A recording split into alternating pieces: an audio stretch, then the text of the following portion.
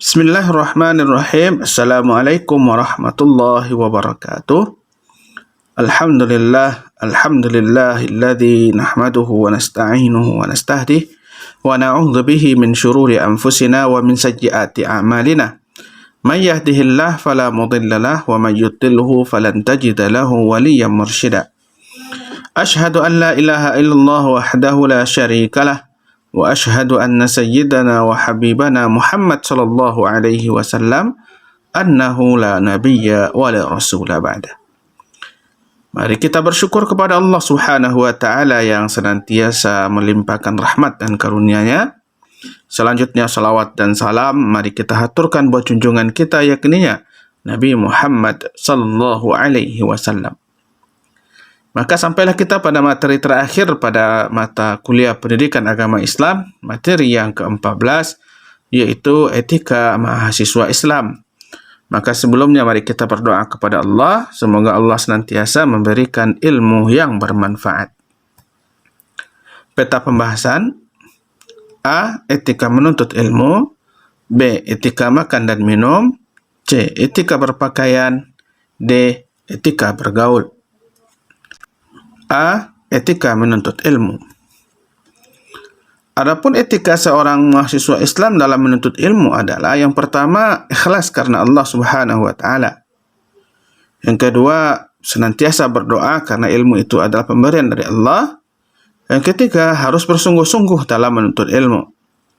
Dan kemudian selanjutnya menjauhi segala bentuk kemaksiatan karena maksiat itu dapat mengikis ilmu yang ada dalam ingatan.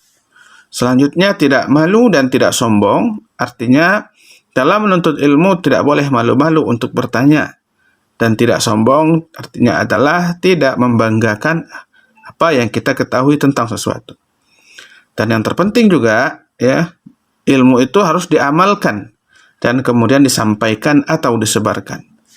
Makanya dalam sebuah patah Arab dikatakan, al-ilmu bila amalin kasyajari bila thamarin. Ilmu kalau tidak diamalkan, maka dia hanya akan seperti pohon, tapi kemudian tidak akan berbuah atau tidak memberikan manfaat. B. Etika makan dan minum.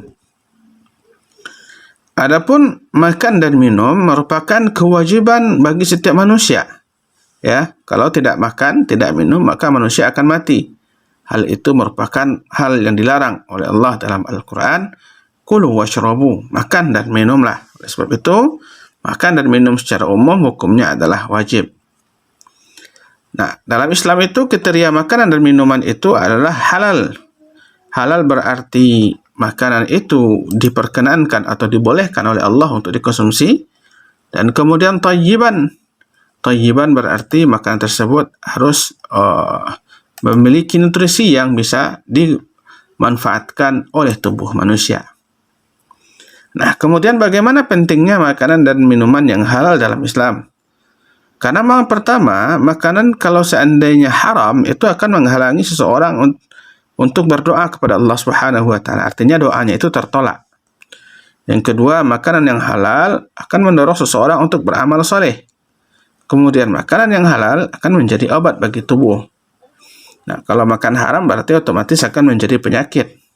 Dan kemudian makan halal akan membentuk karakter yang baik. Jadi, apa yang kita makan itu akan mempengaruhi karakter kita masing-masing. Nah, kemudian bentuk-bentuk makanan yang diharamkan dalam Islam, ada yang diharamkan secara zat, ada yang diharamkan secara sifat. Nah, bagaimana makanan yang diharamkan secara zat? Ya, atau minuman yang juga diharamkan secara zat?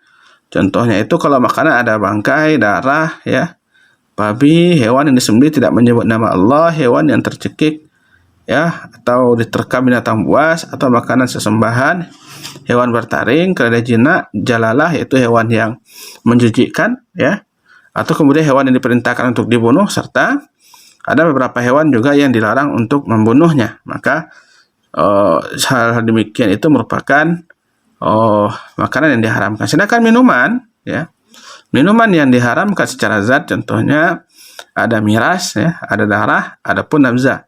Ini merupakan minuman yang diharamkan dalam Islam. Dan sedangkan secara sifat, nah, secara sifat pada hakikatnya benda itu halal, tapi kemudian sifat yang membuat dia haram.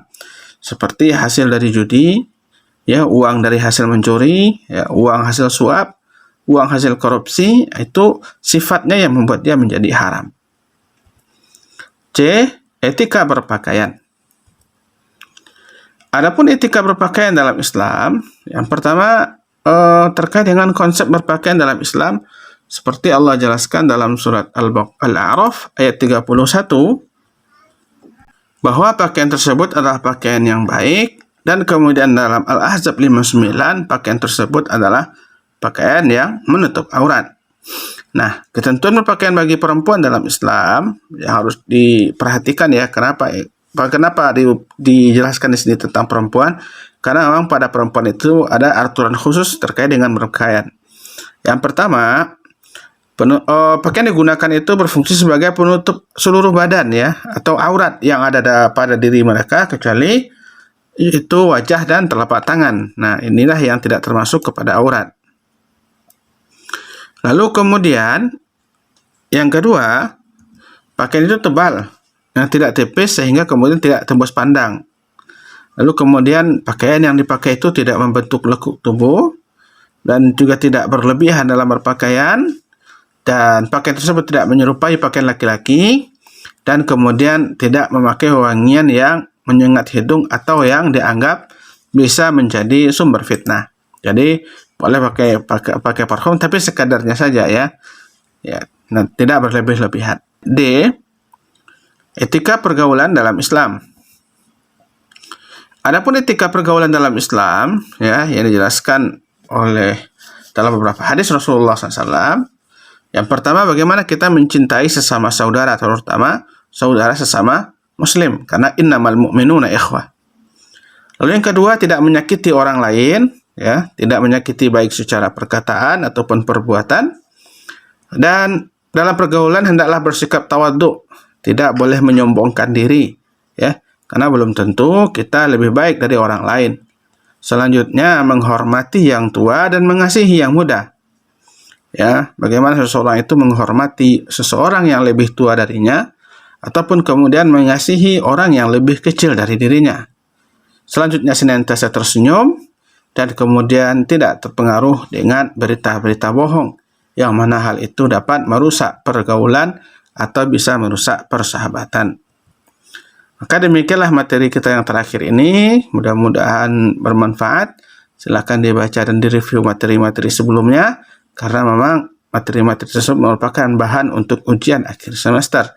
Maka aku qouli hadza astaghfirullah li wa lakum. Assalamualaikum warahmatullahi wabarakatuh.